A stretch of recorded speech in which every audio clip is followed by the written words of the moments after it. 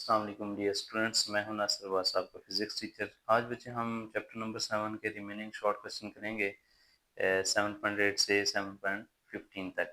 7.8 को देखते हैं क्या है। State the main scale use for the measurement of the temperature. वो तीन स्केल बताएं जो टेम्परेचर मेजरमेंट के लिए यूज़ की जाती हैं। तो वो बच्चे तीन स्केल कौन सी हैं?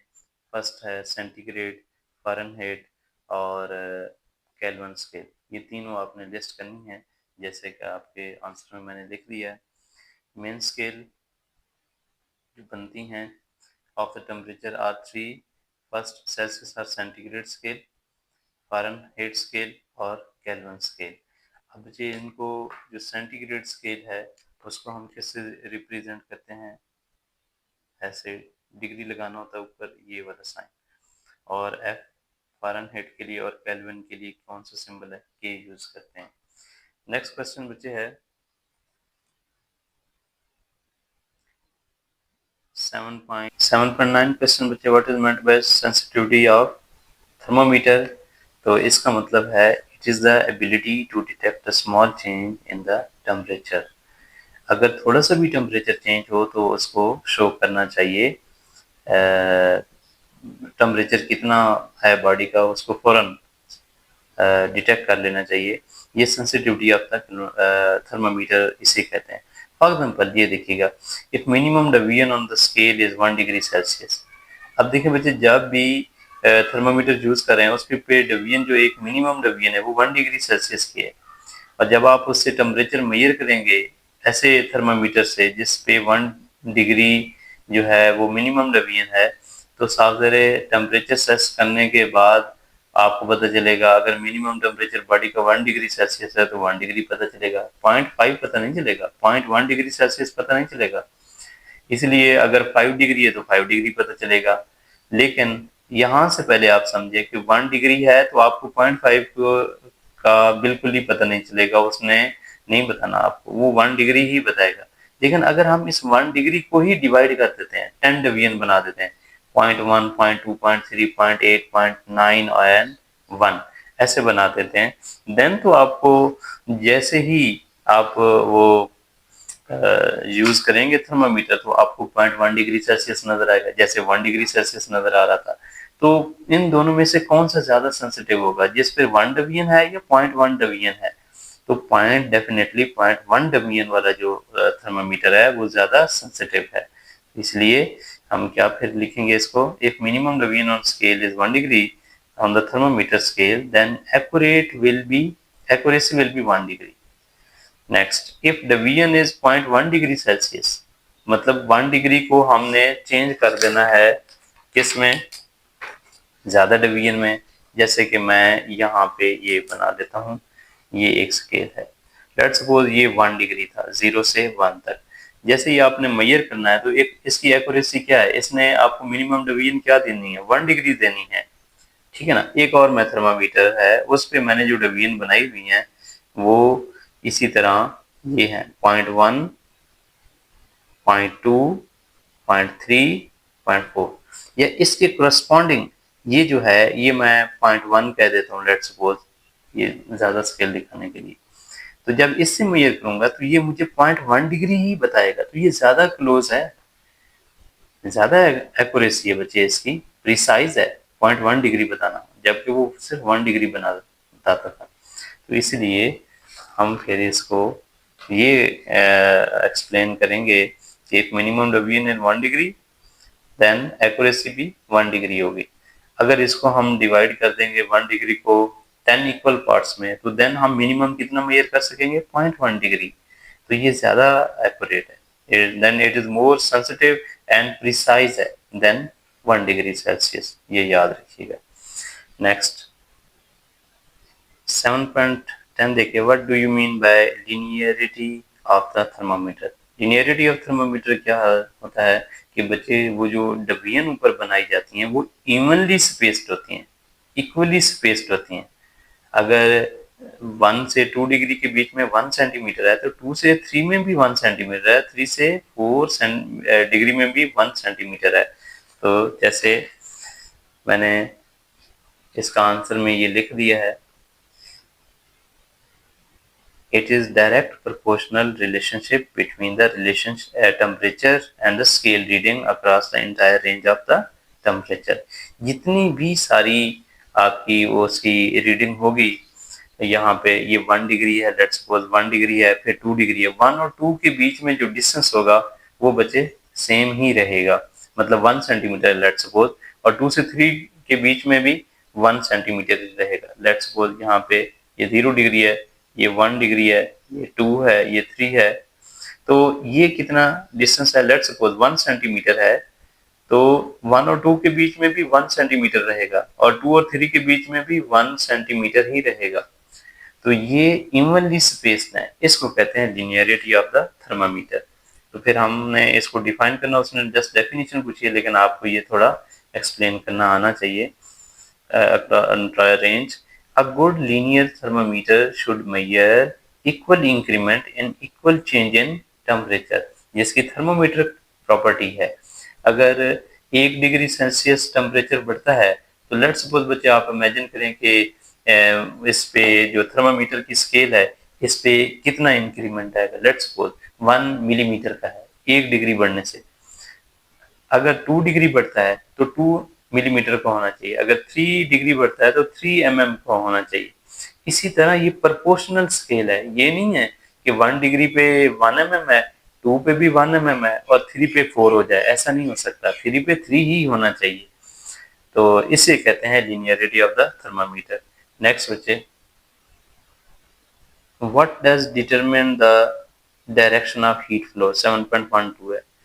कौन हीट की डायरेक्शन को या उसके फ्लो को फाइंड करता है? डेफिनेटली टेम्परेचर होता है, और आप जानते हैं कि टेम्परेचर जिस बॉडी का हायर होता है तो हमेशा हीट जो होता है वो higher body to lower body flow करती है, तो डायरेक्शन का तो पता चल जाता है। इसलिए आप हॉट बॉडी को टच नहीं करेंगे, क्योंकि आपको फील होगा कि मुझे हीट फील होगी, वहां से हाथ जल सकता है, इसका मतलब hot body to cold body heat ने ट्रेवल करना। आप किसी स्टूडेंट का टेम्परेचर चेक करते हैं, हाथ से पल्स चेक करते हैं, अगर उसको बुखार है तो इसका मतलब उसका टेम्परेचर आपसे ज्यादा था, इसलिए आपको फील हुआ कि उससे बुखार है, एंड सो ऑन। तो इसलिए हम इसको कैसे लिखेंगे? Temperature determine the direction of heat flow. Heat always flows from hot body to cold body at lower temperature. Hot body higher temperature पे होती है, cold body low temperature पे, between two body। इसका simple answer इतना ही है। Next question is 7.13. Distinguish between the heat and internal energy. सबसे पहले simple सी बात सुनने, हीट जो होता है, हीट वो हमेशा फ्लो के केस में आती है कि जब वो फ्लो कर रही हो, और जो इंटरनल एनर्जी होता है कि वो टोटल एनर्जी होती है उस बॉडी की, काइनेटिक और पोटेंशियल एनर्जी।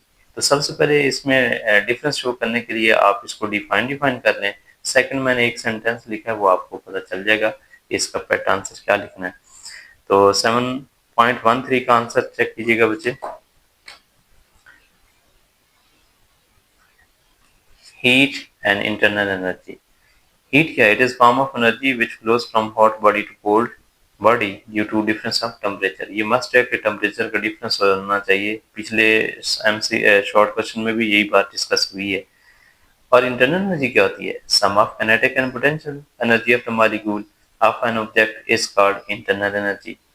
नेक्स्ट है जो स्टार्ट में मैं आपको बात कर रहा था, नोट मैंने लिखा है, अगर किसी के बॉडी के पास आप कहें ना हीट एनर्जी है, तो ये सही नहीं है। हमें कहना चाहिए उस बॉडी के पास इंटरनल एनर्जी है। हाँ, अगर उस बॉडी का टेम्परेचर ज्यादा है तो वहां से हीट फ्लो कर सकती है टू कोल्ड बॉडी। तो ये डिफरेंस समझ आना चाहिए। A body does not contain heat, it always contain internal energy which is sum of kinetic and potential energy. Heat बच्चे ट्रांजिट की फॉर्म में आती है, फ्लो की फॉर्म में आती है, एक्सचेंज की फॉर्म में आती है, वो उसकी डिटेल आपको सब पता है कि कब एक्सचेंज होती है। नेक्स्ट 7.14 है बच्चे, when you touch a cold surface does cold travel from surface to your hand और does energy travel from your hand to cold surface. मतलब आप अगर आइस को टच करते हैं तो आपको वो क्या फील होती है? कूल फील होती है ना। तो ये कह रहा है कि क्या जो कोल्ड है वो आपकी बॉडी में ट्रांसफर हुई है, इसलिए आपको फील हुआ है कि वो आइस जो है वो कूल है, या कोई दूसरा काम है कि आपसे एनर्जी उधर चलती है। तो इसकी सिंपल सी बात है बच्चे, जब भी आप सरफेस को टच करते हैं, यहाँ पे टच करते हैं इसको, तो रीजन ये होती है कि आइस को टच करेंगे हमेशा हीट जो होती है वो hot body to cold body flow करती है। जैसे ही हम टच करेंगे तो यहाँ से हॉट हीट जो है हॉट बॉडी से हीट फ्लो कर जाएगी कोल्ड बॉडी में, और इसका टेम्परेचर जहाँ पे ये रिसेप्टर होते हैं इनका टेम्परेचर लोअर हो जाएगा। ये टेम्परेचर लोअर होगा तो डेफिनेटली कूलिंग फील होगी, जैसे कि एयर कंडीशनर घर में चलता है, तो क्योंकि वो अंदर के रूम के सारे हॉट मॉलिक्यूल को बाहर फेंक देता है और बाकी क्या रह जाते हैं कूल मॉलिक्यूल, इसलिए कूलिंग फील होती है। और फिर उसका फैन चल रहा होता है तो वो उसको जब पुश करता है एयर मॉलिक्यूल को तो वो हमें एयर फील होती है, तो कूलिंग ही फील होती है उससे। तो असल कॉन्सेप्ट इसका ये है। तो आइए स्टार्ट करते हैं। तो क्वेश्चन में सबसे पहले ये देखें क्या था कि when you touch a cold surface does cold travel from the surface to your hand, इसका आंसर है नो। नेक्स्ट सेकंड पार्ट देखें, does energy travel from your hand to cold surface, yes ये होता है। तो स्टार्ट में क्या लिखा है, no, cold does not travel from our body to surface when we touch a cold surface, but heat energy travel from our hand to cold surface. In this way, temperature of our hand becomes low. जैसे मैंने receptor की बात की है कि यहाँ पे अगर आइस रखें तो यहाँ से हीट इधर फ्लो कर जाएगी और इन सरफेस मालिक्यूल का जो हमारी बॉडी के सरफेस मालिक्यूल है उनका टेम्परेचर लो हो जाएगा और हमें कूलिंग फील होगी, becomes low and we feel cold. Next, which is last short question is, can you feel your fever by touching your own forehead? Explain. क्या हम खुद अपना टेम्परेचर चेक कर सकते हैं अगर अपने हाथ को अपने माथे के ऊपर रखें, इसका ये मतलब है। तो हाँ, हम चेक कर सकते हैं, सिर्फ चेक ही कर सकते हैं, डिटेक्ट कर सकते हैं कि है भी सही या नहीं, और ये रिलायबल भी चीज़ नहीं है, ये भी याद रखिएगा। कैसे? वो किसी और भी फैक्टर की वजह से हमारे माथे का टेम्परेचर, फोरहेड का टेम्परेचर बड़ा ज़्यादा हो सकता है एज कम्पेयर टू हैंड, कोई भी फैक्टर हो सकता है। हर बॉडी डिफरेंट रिएक्ट करती है, इस वजह से ये रिलायबल तो नहीं है, लेकिन यूजुअली हम ऐसा फील करते हैं। कैसे? Yes, we can feel fever by touching our forehead. Explanation उसने मांगी तो इसलिए मैंने हेडिंग दे दी एक्सप्लेनेशन की, ताकि जब भी क्वेश्चन में आए तो डिमांड उसकी यही होगी, वो आप कर सकते हैं। Usually, temperature of our forehead is greater than our hand. So, during the fever, we feel fever by touching forehead. तो आप माथे पे हाथ लगाएंगे, आपको टेम्परेचर अपनी बॉडी से पहले से ज़्यादा फील होगा, तो आप समझेंगे मुझे बुखार है, but it is not reliable process. To measure temperature accurately, we should use digital thermometer. अगर हम मेजरमेंट की तरफ ही जाना चाहते हैं कि टेम्परेचर क्या है बॉडी का, तो हमें फिर डिजिटल थर्मामीटर यूज करना चाहिए। रही बात क्वेश्चन के अकॉर्डिंग, तो वो हम चेक कर सकते हैं, उससे हमें अक्सर हमारी मदर्स जो हैं, अल्लाह उन्हें लंबी ज़िंदगी दे आपकी मदर्स को और हमेशा आबाद शाद रहें, तो वो अक्सर हमें बचपन में जब बुखार होता है या अब भी, तो वो हमारे माथे पे हाथ रख के बताती हैं कि बेटा आपको बुखार है या नहीं है। तो अक्सर हमने ये अपनी लाइफ में एक्सपीरियंस किया है। तो खैर, इससे ये पता चला कि हम फाइंड कर सकते हैं। और दूसरा थोड़ा जो उसने एक्सप्लेनेशन मांगी है वो यही है कि फाइंड तो कर सकते हैं, लेकिन ये एक रिलायबल प्रोसेस नहीं है। तो फिर रिलायबल प्रोसेस क्या है कि आप डिजिटल थर्मामीटर यूज करें। Thanks dear, live now.